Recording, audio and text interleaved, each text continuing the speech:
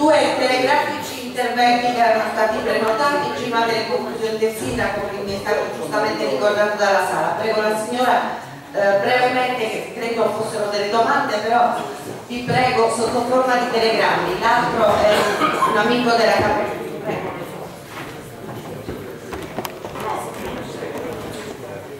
Grazie, Giulia Sella, io volevo stessa vita.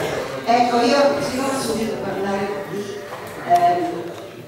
società, di colpe della società, di colpe dei cittadini, allora io devo qui testimoniare invece che già dalla metà degli anni 80 fino all'inizio degli anni 90, e Sandro ce n'è testimone, noi abbiamo lavorato moltissimo, prima di tutto sulla centrale nucleare di Gardiano con China del Campano, così via, e seguiamo ancora i problemi e dobbiamo assolutamente dire che i politici hanno sempre negato l'impatto ambientale che la centrale ha avuto sul territorio.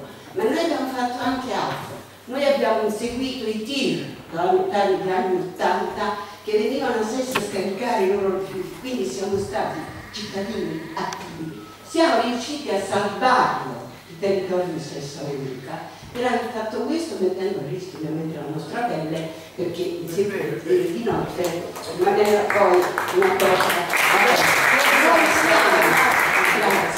Noi siamo molto presenti e molto attenti a tutto quello che è successo, che succede e che succederà sul nostro territorio. In gran parte il nostro territorio è stato per questo, però volevo dire solamente una cosa telegraficamente. Molte volte, scusate, l'informazione data con 360 gradi su la campagna, i roghi, i rifiuti, le terre dei fuochi, eccetera.